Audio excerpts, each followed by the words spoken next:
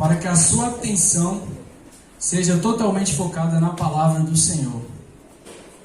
Amém? Juízes, capítulo 14. Vai passar aqui também. Nós estamos lendo na versão NVI. E a palavra do Senhor nos diz assim. Vamos ler todo o capítulo. Eu peço a paciência dos irmãos. Versículo 1. Sansão desceu a Tímina e viu ali uma mulher do povo filisteu. Quando voltou para casa, disse ao seu pai e à sua mãe: vi uma mulher filisteia em Tímina. Consiga essa mulher para ser minha esposa. Seu pai e sua mãe lhe perguntaram: será que não há entre os seus parentes ou entre o seu povo? Você tem que ir aos filisteus incircuncisos para conseguir esposa? Sansão, porém, disse ao seu pai: consiga para mim, é ela que me agrada. Seus pais não sabiam que isso vinha do Senhor, que buscava ocasião contra os filisteus, pois naquela época eles dominavam Israel. Sansão foi para Tímina com seu pai e sua mãe. Quando se aproximava das vias de Tímina, de repente um leão forte veio rugindo na direção dele. O Espírito do Senhor apossou-se de Sansão, e ele, sem nada nas mãos, rasgou o leão como se fosse um cabrito. Mas não contou nem a seu pai, nem a sua mãe o que fizera. Versículo 7. Então foi conversar com a mulher de quem gostava. Algum tempo depois, quando voltou para casar-se com ela, Sansão saiu do caminho para olhar o cadáver do leão, e nele havia um enxame de abelhas e mel. Tirou o mel com as mãos e foi comendo pelo caminho. Quando voltou aos seus pais, repartiu eles o mel, e eles também comeram, mas não contou que tinha tirado o mel do cadáver do leão. Seu pai desceu à casa da mulher, e Sansão deu ali uma festa, como era costume dos noivos. Quando ele chegou, trouxeram-lhe 30 rapazes para acompanharem a festa. Vou propor-lhes um enigma, disse-lhe Sansão. Se vocês puderem me dar a resposta certa durante os 7 dias da festa, então eu lhes darei 30 vestes de linho, 30 mudas de roupa. Se não conseguir dar-me a resposta, vocês me darão 30 vestes de linho e 30 mudas de roupas. Proponha-nos o seu enigma. Disseram: vamos ouvir. Disse ele então: do que come saiu comida, do que é forte saiu doçura. Durante 3 dias eles não conseguiram dar resposta.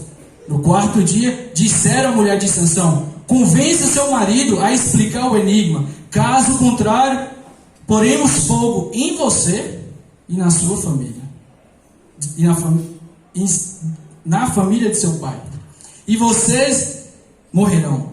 Você nos convidou para nos roubar?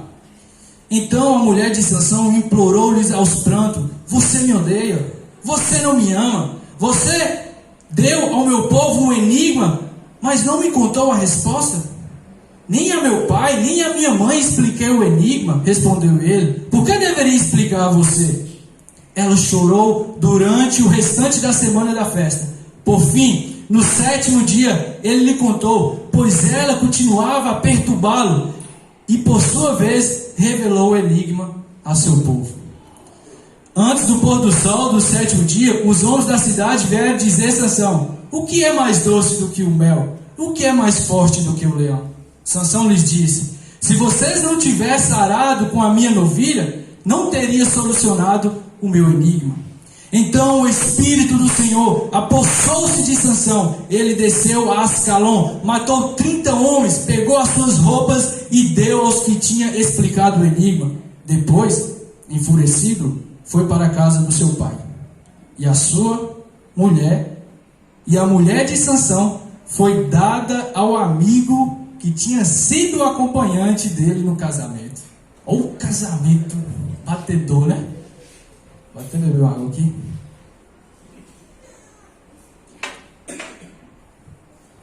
Vamos orar. Senhor, nós te agradecemos pela tua palavra, que é santa, que é inspirada, que é confiável. Deus, nós te pedimos nos alimenta dela neste momento.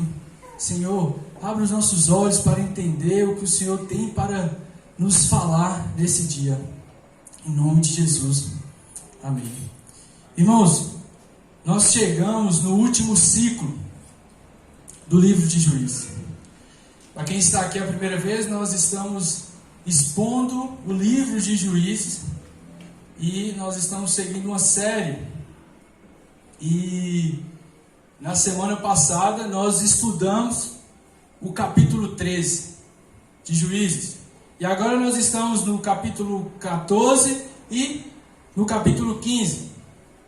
Tem a pregação no YouTube, você pode acompanhar lá também.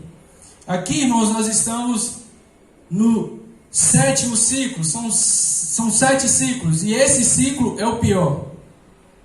Como já foi falado, a cada quebra da aliança, toda vez que o povo quebrava a aliança do Senhor, o povo vai ficando pior. Vai descendo a ladeira. A gente tem falado aqui, Deus está repetindo isso para nós. E a gente percebe que a opressão vai aumentando.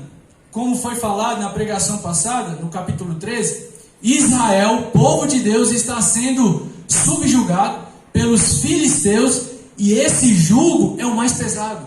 São 40 anos de jugo. As pessoas aqui que têm 40 anos, não precisa levantar a mão não. Você imagina, do seu nascimento até agora, eu, 31, vou revelar a minha. Imagina, do seu nascimento até agora, servidão, opressão. Só para a gente ter uma noção, era o que o povo estava sofrendo. 40 anos de servidão. Só que Deus, irmãos, Ele é gracioso. Em todos os ciclos a gente vê essa graça abundante derramada sobre o seu povo. Por quê? Em todos os momentos de servidão e de opressão, Deus sempre deu mais tempo de paz do que opressão. Sempre foi assim, em todos os ciclos. No primeiro ciclo, Otoniel, a Bíblia vai nos dizer que foram 40 anos de paz, mais do que a opressão. Depois de Otoniel, nós temos Eude, e a Bíblia vai dizer que foram 80 anos de paz. Depois de Eude, nós temos Débora e Baraque, que foram também 40 anos de paz. Depois de Débora e Baraque, nós temos quem? Gideão. E a Bíblia diz que Deus, irmãos, deu para o povo 40 anos de paz. Só que o que acontece? No ciclo de Jefté, que Fernando pregou, acontece algo interessante, porque não tem mais paz. A paz acaba. Por quê? O texto vai dizer, e é 3 coisas interessantes no livro de Juízes, que naquele tempo não havia rei em Israel, e cada um fazia o que era certo, cada um fazia o que achava próprio, a sua vontade. Não tinha lei, cada um seguia o seu coração, seguia os seus próprios olhos. É como se o autor está querendo nos mostrar que se tivesse um rei, o povo seria melhor. Se tivesse um rei, frearia o pecado do povo. E o juiz também, depois que ele morre, há o tempo de paz, mas depois desse tempo de paz, o povo volta a pecar. Então, no ciclo de Jefté, acaba-se a paz. Só que em todos esses ciclos, irmãos, que nós estamos estudando desde o início, todos os libertadores, os juízes, sempre tem clamor. E é interessante que agora, nesse ciclo que Diogo iniciou, e está tudo conectado, o 13, o 14, o 15 e o 16, que é a história de Sansão, não tem clamor. O povo está tão acostumado com a cultura dos filisteus, com o jugo de 40 anos, que o povo não tem nem força, ou talvez eles nem querem clamar ao Senhor. Então nós percebemos, irmãos, que a paz acabou. O juiz não consegue dar mais paz para o povo no ciclo de Jefté. E agora a gente tem um povo que também não consegue clamar mais o Deus de Israel. E Deus, irmãos, nesse tempo Ele está ensinando o povo novamente o que é adoração. Porque o povo se perdeu, o povo está adorando outros deuses, falsos deuses daquela época.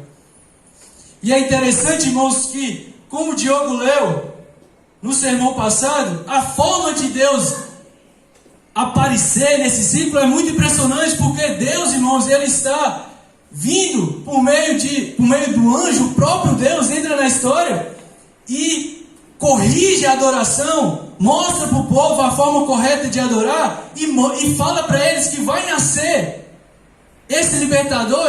Ele é diferente, ele é especial, ele é nazireu, ele é Sansão. E é muito interessante, irmãos, porque no ciclo passado, como que é catastrófico? Jefté termina o ciclo sacrificando a sua própria filha. Que coisa terrível. Provavelmente ele aprendeu isso com as nações que eles viviam ali. Então ele sacrifica a sua filha, coisa abominável diante dos olhos do Senhor. E é tão interessante porque nesse último ciclo, um pai sacrificando a sua filha, uma adoração totalmente errada. E agora, irmãos, por meio de um voto impensado, imprudente: Senhor, se o Senhor me dá a vitória, me ajuda. Quem sair, a primeira pessoa que sair ao meu conto, eu vou sacrificar. Fernando falou sobre isso. E agora, irmãos, no ciclo de juízo, Deus vem não sacrificando e não matando, como Jefté faz no passado, mas dando vida. É muito interessante isso. E tem um comentarista que fala sobre isso, irmãos. Ele diz assim: o anúncio do Senhor de que Ele faria com que uma mulher infértil desse à luz é significativo também à luz da narrativa de Jefté. O último ato de adoração antes disso foi o sacrifício da sua filha por Jefté, decorrente de uma visão equivocada ao Senhor. Aqui, o Senhor corrige essa visão defeituosa em uma demonstração de seu desejo de dar filhos ao seu povo e de não tirá-los dele. Ele se alegra em transformar uma mulher infértil em mãe, e não de ver adoradores que tiram seus filhos de suas mães. Percebe? No ciclo passado, um libertador está matando a sua filha. Uma visão distorcida. Agora, nesse ciclo iniciado no capítulo 3, Deus está dando vida para uma mulher estéril.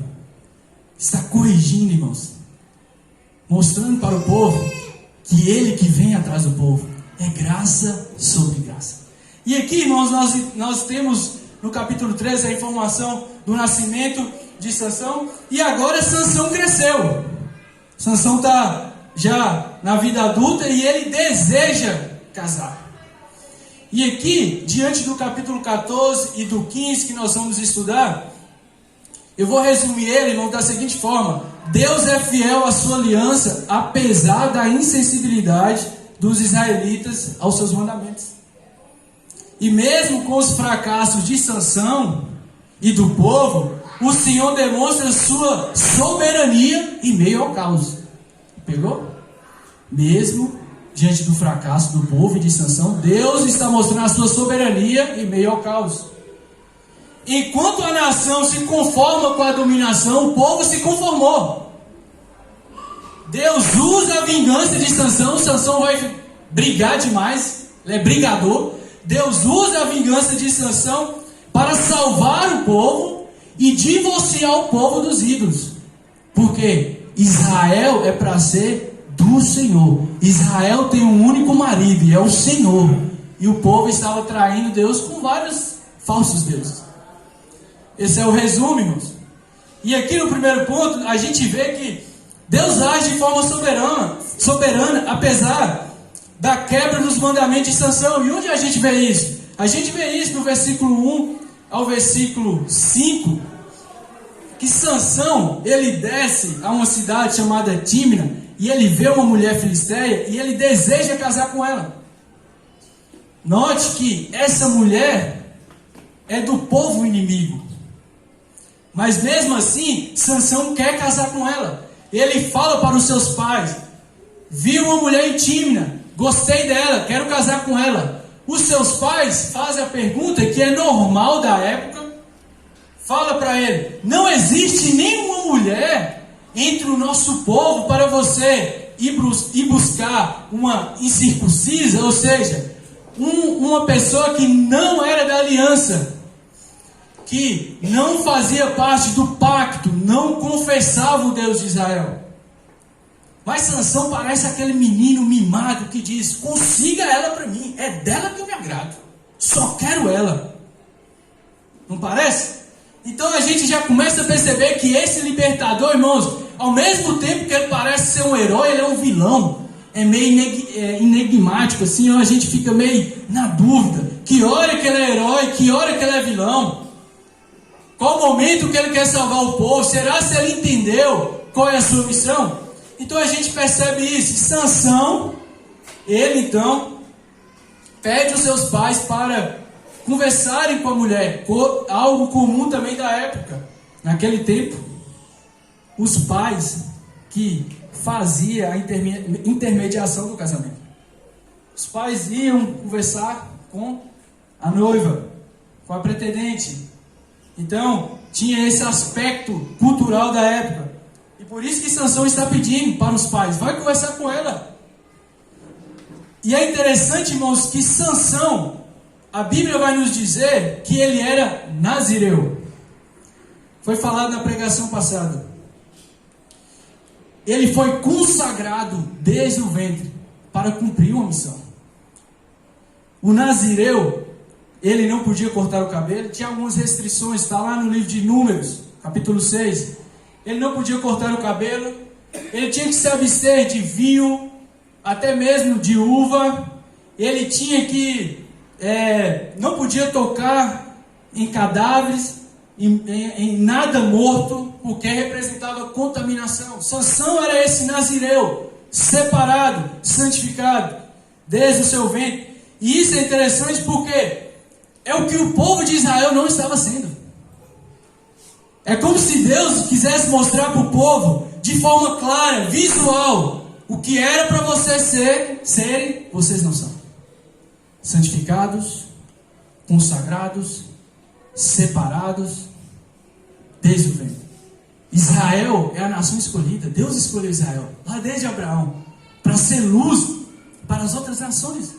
As nações conheceriam o Deus verdadeiro através de Israel, e ao mesmo tempo Israel não contaminaria com as outras nações. E Sansão é essa expressão viva, irmão, daquilo que o povo não estava sendo. E ele vai quebrar os seus votos. Aqui no capítulo 14 e 15, ele quebra os seus votos, e lá no 16 é o derradeira final de Sansão.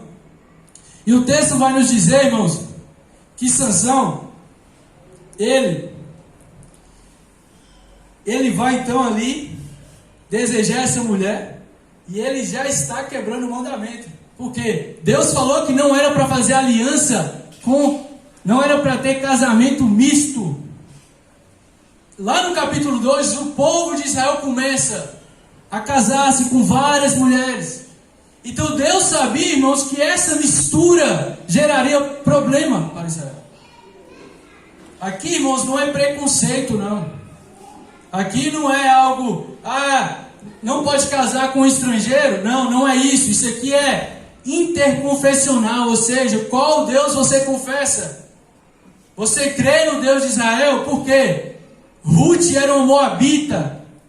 E mesmo assim, depois dela confessar o Deus verdadeiro, ela casa-se com Boaz.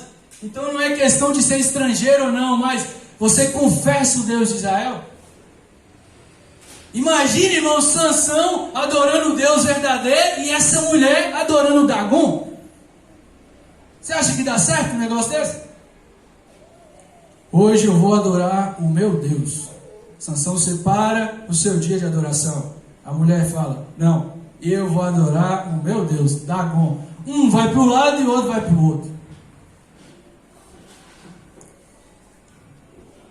Olha o que o texto diz. Versículo 3. Seu pai e sua mãe lhe perguntaram, acompanhe comigo: Será que não há mulher entre os seus parentes ou entre todo o seu povo? Você tem que ir aos filisteus incircuncisos para conseguir esposa? Sansão, porém, diz: consiga ela para mim, ela é que me agrada. Em outra tradução, irmãos, e conectado com todo o texto de Juízes, ela que é própria aos meus olhos. É o que Sansão está fazendo, o que o povo está fazendo. O que é próprio aos seus olhos, e não o que é próprio aos olhos do Senhor. E aqui, irmãos, o versículo 4, irmãos, que versículo maravilhoso. Seus pais não sabiam que isso vinha do Senhor, que buscava ocasião contra os filisteus, pois naquela época eles dominavam Israel. Sansão, irmãos, está agindo com a sua cobiça, na sua responsabilidade. Ele sabia que não podia casar com uma estrangeira que não confessava o Deus Yahvé. Mas Deus, irmãos, como Ele sabe, e Ele é soberano, até mesmo as falhas de Sansão, Deus vai usar para estabelecer o seu reino. Deus vai usar para avançar o seu propósito. E isso é interessante, irmãos, porque é o que a gente viu aqui. Deus, irmãos, demonstra a sua soberania. Até mesmo na cobiça, no pecado de Sansão, Deus está usando para cumprir o seu propósito. Isso conecta muito bem com a história de José. Recordamos, José, quando é lançado na cisterna, depois ele vai para o Egito, e aqui eu já dei um salto muito grande. E quando ele está lá, os seus irmãos estão lá em Gênesis, capítulo 50, eles chegam diante dele, com medo, receiosos, porque o que eles fizeram? Eles queriam matar José. Eles jogaram na cisterna, mentiram para Jacó, levados pela inveja, pela cobiça. E quando José está lá, aqueles irmãos com medo, ele fala assim: vocês planejaram mal contra mim. Gênesis 50, 20. Mas Deus o tornou em bem, para que hoje fosse preservada a vida de muitos. O que é isso, irmãos? Soberania de Deus. Até mesmo por meio da maldade, Deus usa para avançar os seus propósitos.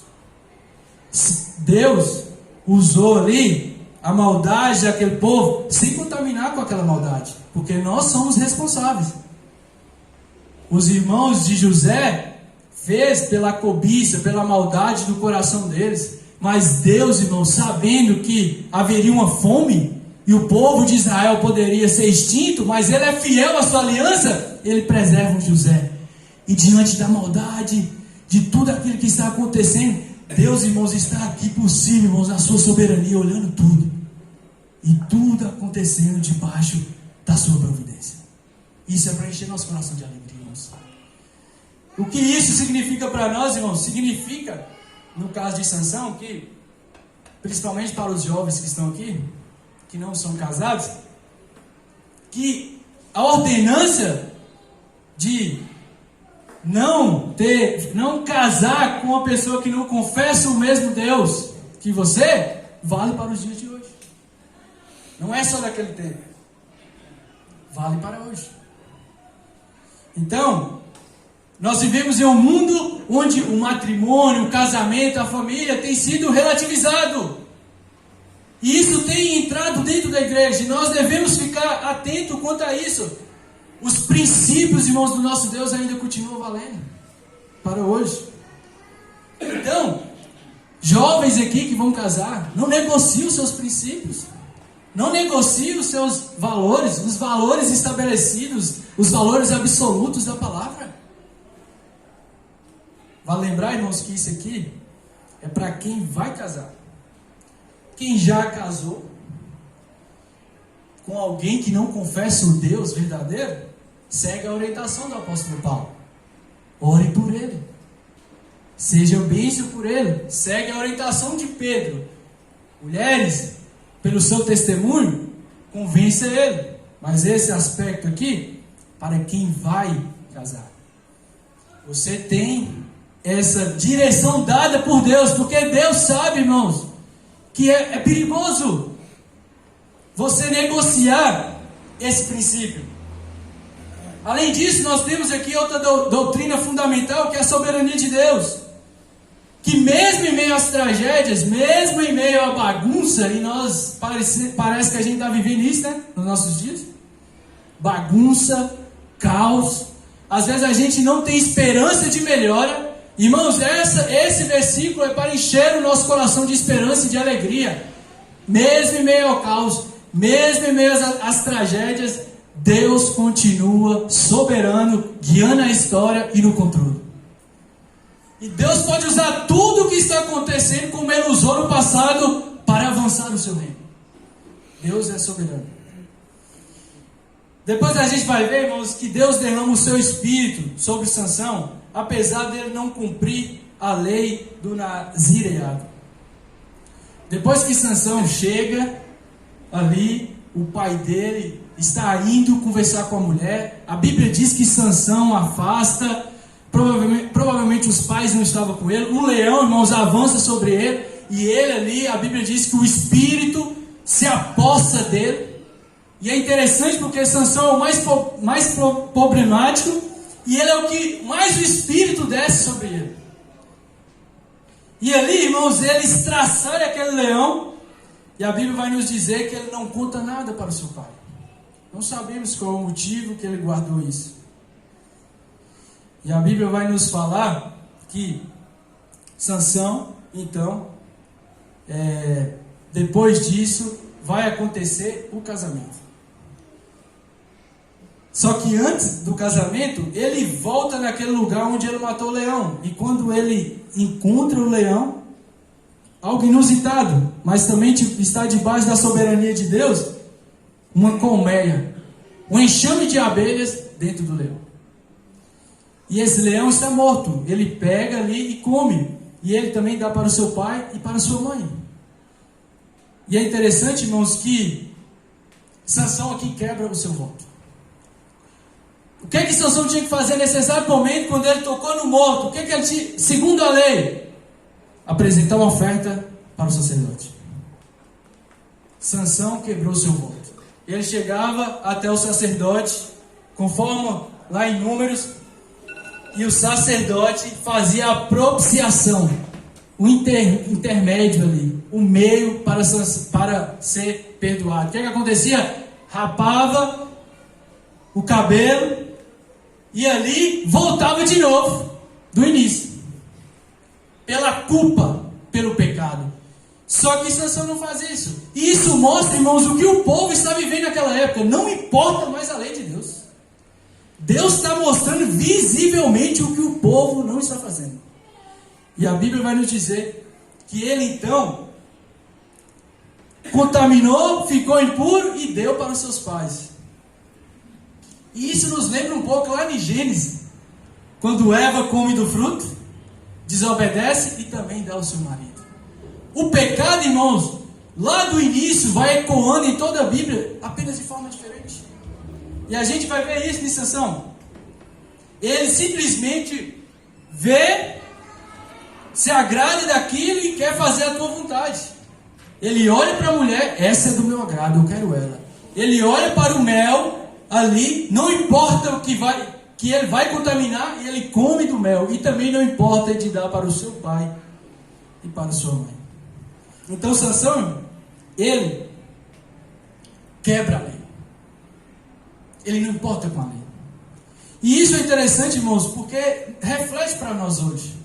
Deus já está ensinando o seu povo que eles vão quebrar a lei. Que eles não conseguem, por eles mesmos, cumprir toda a lei. Mas isso aponta, irmãos, para o nosso Cristo, que cumpriu toda a lei. Jesus, irmãos, na cruz, ele morre por nós e ele cumpre toda a lei. O que Sansão não fez e não tem capacidade, Deus faz por meio de Cristo.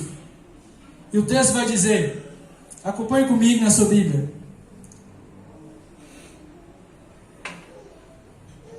Versículo 8. Algum tempo depois, quando Sansão voltou para casar-se com ela, Sansão saiu do caminho para olhar o cadáver do leão, e nele havia um enxame de abelhas e mel. Tirou o mel com as mãos, e comendo pelo caminho, quando voltou, aos seus pais, repartiu com ele o mel e eles comeram. Mas não lhe contou da onde tinha tirado o mel, do cadáver do leão. Seu pai desceu à casa da mulher e Sansão deu ali uma festa, como era costume dos noivos. Agora começa o casamento. Você já foi num casamento batedor? Que deu errado? Cerimônia, alguma coisa? Talvez o seu teve algum percalço, teve alguma coisa assim que você lembra até hoje. Eu tenho um que eu esqueci, minha esposa lembra até hoje. Ia passar um negócio lá no Data Show, esqueci o pendrive. Mas isso é coisa pequena para o que vai acontecer nesse casamento aqui. Começa então um casamento, irmãos. E um casamento com uma festa longa, 7 dias de festa. Pensa numa coisa boa, né? E o texto vai nos dizer, e aqui é bem provável que Sansão quebra o seu segundo voto. Ele já quebrou, que ele tocou no corpo morto. Ele foi contaminado. Ele não foi oferecer o sacrifício, porque a lei aqui não está importando mais. Nessa festa, era costume ter vinho. Provavelmente, Sansão também bebeu vinho aqui, que quebra também o seu voto. Está lá em Números. Aqui, irmão, Sansão, você percebe que ao mesmo tempo que está tendo esse casamento, você consegue visualizar que é um povo subjugado 40 anos? Ele não está importando muito, ele quer casar, ele quer... E essa mulher é do povo inimigo. Olha, irmãos, o B.O. Mas Sansão é brincalhão, ele é imaturo. Olha o paradoxo, Sansão é forte, muito forte, destrói, quebra o leão, vai matar um tanto de gente. Mas ele é fraco, não tem domínio próprio. Percebeu o paradoxo? Enquanto ele é forte por fora, ele é fraco por dentro. E o texto vai dizer que nessa festa ele faz uma charada. Coisa boa, né? Vou fazer aqui para vocês uma charada. E a Bíblia diz que tinha 30 companheiros que são filisteus. Eles temiam talvez Sansão, e o próprio pai da noiva pede para ficar 30 guarda-costas. Ou talvez nos dias de hoje, os padrinhos. E eles estão ali, Sansão, vou propor um enigma. Se vocês descobrirem, vou dar para vocês 30 vestes de linho e 30 mudas de roupa. Pode falar o enigma. E Sansão fala o enigma. E da onde que ele tira a ideia do enigma? Lá do leão. Olha o enigma. Versículo 13. Se não conseguirem me dar resposta, vocês me darão 30 vestes de linho e 30 mudas de roupa. Propõe-nos o enigma. Disse, vamos ouvi-lo. Disse então Sansão, do que come saiu comida, do que é forte saiu doçura. O que é o que é? Irmãos, a gente sabe aqui o contexto, mas eu acho que esse enigma é muito difícil. Que coisa é essa? Mas ele teve a ideia da onde? Lá do leão. Que a resposta vai estar lá na frente. O que é o que é? Do que come saiu comida, do que é forte saiu doçura. E os 30 filisteus que estavam na festa começam a bater cabeça. Naquela época não tinha o Google para dar uma olhada rapidão. Não tinha internet, então eles começam. Irmãos, 3 dias passaram eles nessa agonia e nada. E você não pode esquecer que Deus está usando tudo isso para a sua glória. E agora você percebe, um casamento, coisa comum, um enigma. Deus está por trás de tudo isso, irmãos. Isso é glorioso. E o texto vai dizer que o povo, irmãos, então vai no ponto fácil de Sansão ser manipulado. Chega para a mulher e fala assim, só que os caras, irmãos, são maus, porque é isso que o texto está querendo mostrar. Esse tempo é um tempo tenebroso. Eles chegam e falam assim, ó, é o seguinte, chega para o seu marido e descubra o enigma, senão nós vamos queimar você e seu pai. Imagina você ouvindo isso. A mulher ouviu isso e não ficou desesperada, com medo da sua família e também os filisteus é o povo dela. E a Bíblia vai nos dizer que ela então, irmãos, Sansão que é forte, mas por dentro ele não tem domínio próprio. A mulher começa a perguntar para ele, falar para ele, me fala o enigma, qual é a charada, qual é a resposta? E ele, não vou falar. Me fala, qual é a charada, qual é a resposta? Não vou falar. E vai perguntando, irmãos, vai perguntando. E ela vai usar uma tática que não é de hoje. Nada novo debaixo do céu. Qual é a tática? Se você me ama. Já viu alguém usando essa tática? Se você me ama, me revela o segredo. E é interessante que lá no texto Fernando vai pregar, tem esse negócio também, mas vou dar spoiler não. Se você me ama, me fala qual é a resposta da charada, do enigma. E Sansão ainda está resistindo. Eu não contei nem para o meu pai, nem para a minha mãe, vou revelar para você. E a mulher vai, irmãos, persistindo, falando, todos os dias. Sansão, qual é a resposta? Porque ela está pensando, irmãos, no pai dela e ela sendo queimada viva, porque os filisteus são pessoas que não têm aliança com o Senhor, a maldade está ali. E a gente vai ver o que acontece lá na frente. E o texto vai dizer que Sansão fala para ela qual é a resposta. O que ela faz? Corre para os filisteus e revela o segredo. Quando Sansão chega, no último dia, descobrimos o enigma. Olha o que os filisteus dizem, versículo 18. Leia comigo. Antes do pôr do sol, no 7º dia, os homens da cidade vieram lhe dizer: o que é mais doce do que o mel? E o que é mais forte que o leão? Então, do que come, saiu comida. O leão morto, saiu dele o mel, que Sansão pegou. Do que é forte, saiu doçura. O leão é forte, saiu o mel, algo para comer. É a resposta. Eu não ia descobrir nunca esse negócio. Se não tivesse uma ajudinha.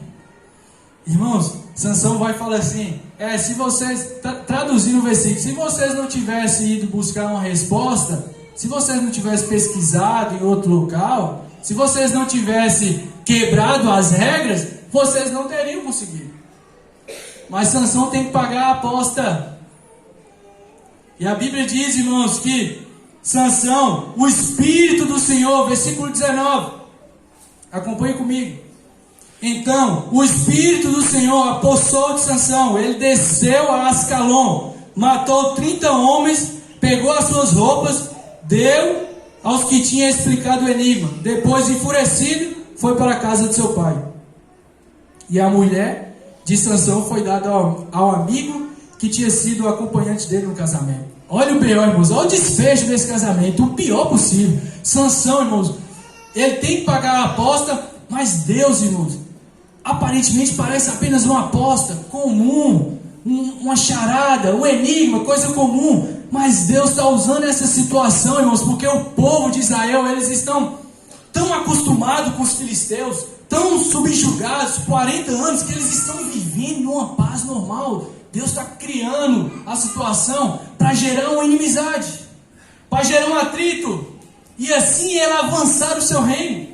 E o texto vai dizer, irmãos, que Sansão é cheio do Espírito Santo e ele é muito forte. Ele mata 30 homens facilmente. E ele desce na cidade chamada... Qual é o nome da cidade? Ascalon, que era uma das 5 cidades dos filisteus. Os filisteus dominavam 5 cidades. Eles eram muito fortes. E é impressionante porque nessas cidades havia, irmãos, sentinelas, soldados para impedir a entrada. Isso não é nada difícil para Sansão. E o mais... E o que acontece? Ele então, igual aquele menino mimado, né? Um pouco assim. Pagou, toma aqui suas 30 vestes de linho, suas 30 mudas de roupa. A mulher está lá, está tendo um casamento ainda. Tchau, vou embora. Foi para a casa do pai. Nervoso, com raiva, porque ele não ganhou. Porque a mulher manipulou ali a resposta para Sansão. E ele então volta para a casa do seu pai. O que acontece? O pai, naquela época, eles tinham uma forma também de preservar a noiva. Ela não pode ficar lá abandonada, sozinha. O que acontece? Um dos 30 companheiros que estava lá, nos dias de hoje, um padrinho, casa com ela no lugar de Sansão. Sansão então volta para sua casa irado. E isso fala para nós hoje, irmãos, porque um herói imperfeito, quebrando a lei, imaturo, fácil de ser manipulado, forte exteriormente, mas interiormente fraco, mesmo assim, com todas as suas fraquezas, Deus está usando ele. Isso nos ensina que, como Deus já está ensinando lá em Gideão, não é por mérito, é por graça.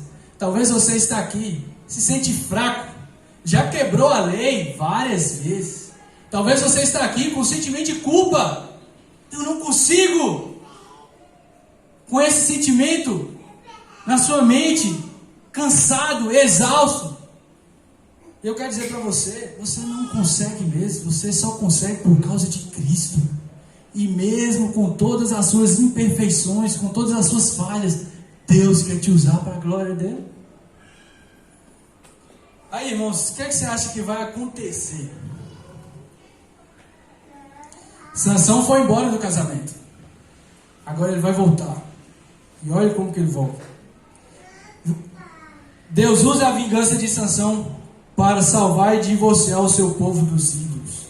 Leia comigo o capítulo 15, do versículo 1 ao 8. Acabou o casamento, nós estamos no casamento. Sansão foi embora. Só que Sansão volta, olha o que ele faz. Algum tempo depois, capítulo 15, versículo 1. Na época da colheita do trigo, Sansão foi visitar sua mulher. E Sansão agora ele está até mais esperto, né? Ele levou um cabrito, levou um presente para ela. Aquele cara que saiu doido, agora está voltando. Vou ao quarto da minha mulher, disse ele. Mas o pai dela não quis deixá-lo entrar. Eu estava tão certo que você odiava, disse ele, que a dei a seu amigo. A sua irmã mais nova não é mais bonita? Fique com ela no lugar da irmã. O pai está falando assim, eu pensei que você tinha abandonado ela. Toma aqui a mais nova, ela é mais bonita, fica com ela. Sansão não quer, irmãos, ele quer fazer a sua vontade. Versículo 3, Sansão lhe diz: dessa vez ninguém poderá me culpar quando eu acertar as contas com os filisteus.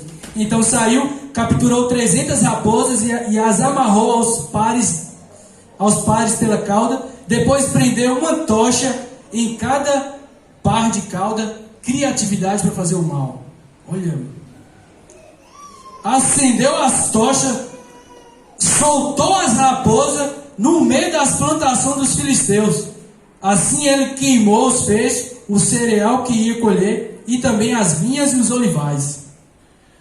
Aos filisteus, depois do que Sansão está fazendo, as tramanhas de Sansão, os filisteus perguntaram: quem fez isso? Responderam: foi Sansão, o genro do Timinita, porque a sua mulher foi dada a seu amigo. Então os filisteus, o que eles tinham prometido, irmãos, eles cumpriram agora. Ou seja, o pecado tem consequências. E sérias. Não podemos brincar com ele. Olha o que o povo vai fazer. Então os filisteus foram, e o que diz aí? Queimaram a mulher e seu pai. A noiva lá. 7. Sansão lhes disse: já que fizeram isso, não sossegarei enquanto não me vingar de vocês. Agora ele ficou mais irado ainda, furioso, e os atacou sem dó nem piedade, e fez terrível matança. Depois desceu e ficou numa caverna na rocha de Etã. Irmãos, Sansão, a vingança dele por a sua mulher ter sido dada a outro. Olha o que ele está fazendo, irmãos. Olha a maldade, olha a criatividade. E o texto vai dizer que os filisteus também. Aqui a gente pode ver um tanto de gente brincando com fogo. Sansão colocando fogo nas raposas, Os filisteus colocando fogo na mulher e no pai dela, cumprindo a promessa que eles falaram lá, que ia queimar ela. Apesar dela ter revelado, mesmo assim ela morre aqui. Interessante, né? E os filisteus, irmãos, Sansão fica tão nervoso que ele mata, irmãos, inúmeros filisteus, não sabemos quantos. Mas existe a tradução, é como se fosse uma carnificina mesmo. Sansão, irmãos, aqui é aquele filme de terror, desmembramento de braço, aquele batedor. Sansão, irmãos, faz isso com os filisteus. E eles, então, o que acontece? Eles ficam mais irados ainda. Então Deus, irmãos, está usando, irmãos, Sansão, e essa vingança dele, que é própria dele, para avançar os seus propósitos. Porque Israel está, irmãos, literalmente fazendo o que Sansão está fazendo. Sansão quer casar com uma mulher que é do povo inimigo, e o povo de Israel está literalmente casando com os falsos deuses, fazendo aliança com esses falsos deuses. Deus quer divorciar isso, irmãos, porque não tem como continuar esse casamento de Israel com os falsos deuses, com os filisteus. E é muito interessante porque os filisteus, nessa época, eles dominavam o ferro, a tecnologia avançada desse tempo. E eram eles que dominavam. Ao ponto, irmãos, que a gente tem informação lá em Samuel que os judeus, os israelitas, desciam até os filisteus para amolar os seus machados, as suas espadas, porque eles dominavam o ferro. Os filisteus, eles se organizavam, 5 cidades grandes, bem organizadas, e cada cidade tinha um príncipe. Os filisteus tinham um deus chamado Dagon, que para eles era Dagon que dava o trigo, que mandava a colheita. Então você percebe que, diante desse contexto de pacificação, de normalidade, o povo se acostuma. Não tem. Os filisteus, Sansão está andando livremente no meio do povo inimigo, ele está até casando. Então o povo acostumou com todas essas mordomias. É diferente lá atrás, que os midianitas vêm e o povo tem que fugir. Aqui está normal, vamos conviver, paz e amor, eles estão de boa. E a gente vai ver isso na frente, bem claro, com Judá. E aqui a gente percebe então, irmãos, os contrastes, claro, de um declínio, a espiral descendente. Lembra? A cada quebra da aliança o povo está descendo, fazendo o que é mal. Lembra lá do início? Otoniel é o primeiro juiz e ele obedece em tudo. Sansão é um dos últimos aqui e está desobedecendo em tudo. Otoniel casa com uma mulher chamada Axa, dentro da aliança, dentro do pacto, uma serva de Deus, com visão, que chega ao pai: pai, queremos mais terra. Sansão está casando com uma inimiga, fora da aliança. Otoniel é um estrangeiro que foi incorporado à tribo de Judá, e mesmo assim obedece em tudo. Sansão é nazireu, desde o ventre, consagrado, tem um chamado especial, mas obedece em quase tudo. A gente vê que lá no início, a primeira tribo que avançou, qual foi a tribo que começou a conquistar as terras? A tribo de Judá. E aqui na frente a gente vai ver qual é a tribo que está questionando e perguntando: por que, Sansão, você está fazendo isso? Eles dominam sobre nós, vamos ficar de boa. Justamente a tribo de Judá. A tribo que iniciou lutando é a tribo agora que está acostumada com o domínio. Isso, irmãos, fala conosco que não existe, irmãos, não tem como a gente relacionar com o mundo. O evangelho, apesar de muita coisa na cultura ser boa, nem tudo na cultura é ruim. Tem muita coisa boa e a gente deve apreciar. Mas aquilo que é da cultura, que vai contra o caráter de Deus, que vai contra os mandamentos de Deus, o evangelho, nesse aspecto, ele é contracultural. Ele vai na contramão. Nós vivemos um tempo onde nós, se não tomarmos cuidado, nós começamos a achar que tudo está normal. Nós começamos a achar, irmãos, que vamos viver assim. E se, de alguma forma, nós como igreja, naquele aspecto que o mundo, e aqui eu falo o mundo, o sistema corrupto, adversário de Deus, que vai contra o caráter do nosso Deus, naquele aspecto, se nós como igreja, se a gente não está sendo luz, se a gente não está sendo uma resistência de transformação, nós temos que pensar, irmãos, se nós realmente estamos fazendo o que diz lá em Romanos capítulo 12. E para encerrar, irmãos, vamos ler o final aqui do capítulo 15. E aqui eu gostaria que você ficasse atento, porque aqui vai ficar claro o conformismo do povo. O povo acostumou. E aqui é um perigo, irmãos. Não acostuma com o pecado. Não acostuma com a dominação. Eu acho que esse é o pior perigo. Quando nós começamos a achar tudo normal. Vai lá, acompanha comigo. Versículo 15, 9. Os filisteus foram para Judá, e lá acamparam-se, espalharam-se pelas proximidades de Leí. Os homens de Judá, olha o que os homens de Judá perguntaram: por que vocês vieram lutar contra nós? Eles responderam: queremos levar Sansão amarrado para tratá-lo como ele nos tratou. Esse foi atrás de Sansão. Não vai deixar barato.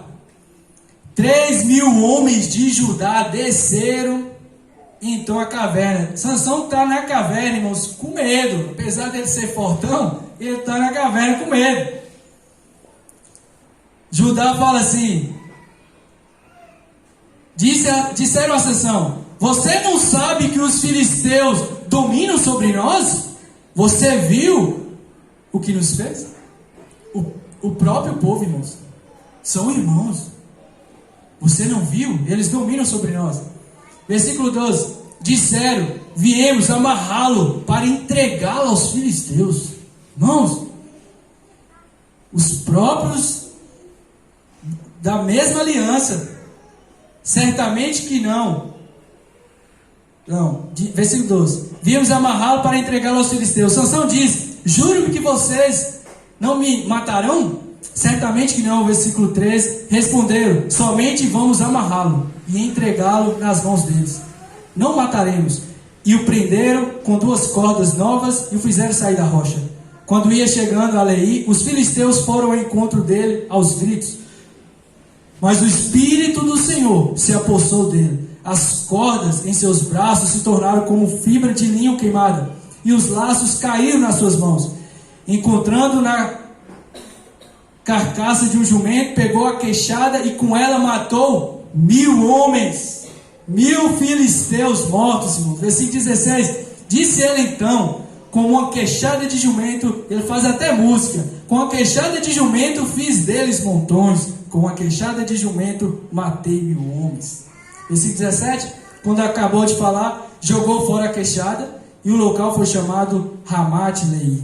Versículo 18. Sansão estava com muita sede, clamou ao Senhor: deste pela mão de teu servo esta grande vitória. Morrerei eu agora de sede para cair nas mãos dos incircuncisos?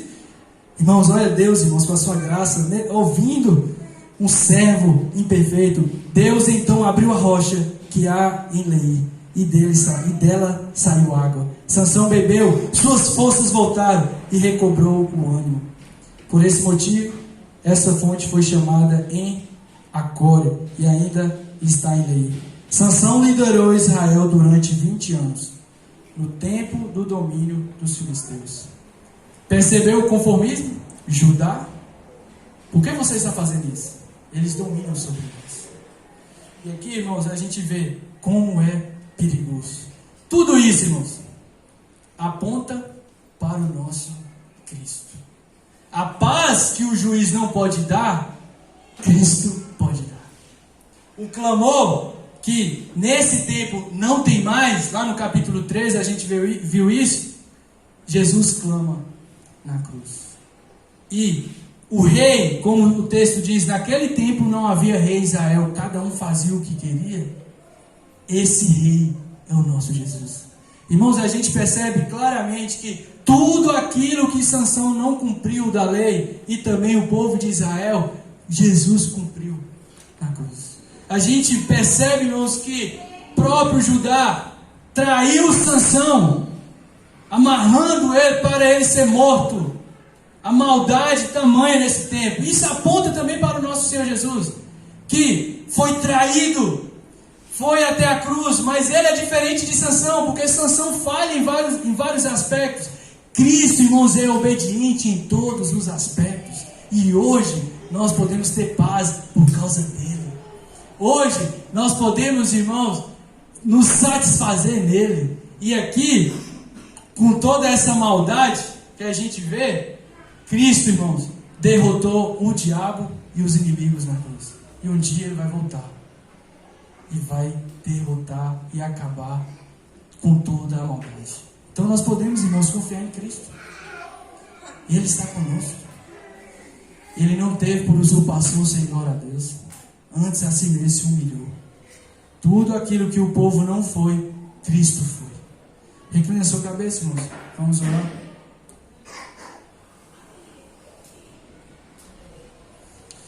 Feche os seus olhos. Diante dessa palavra, a gente pode ver que Deus, irmãos, Ele é soberano.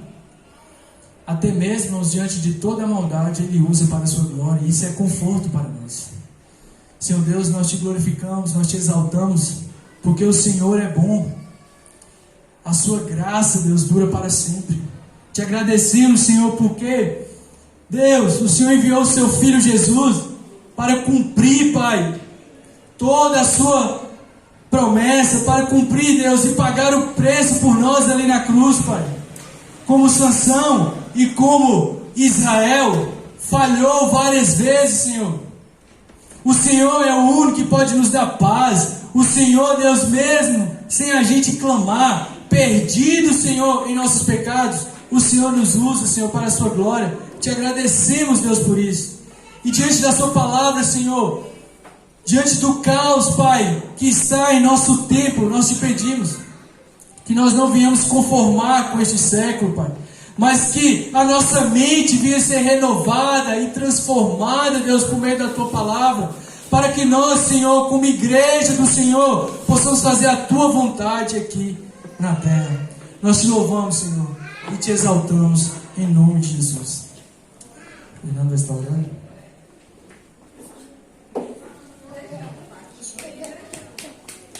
Antes de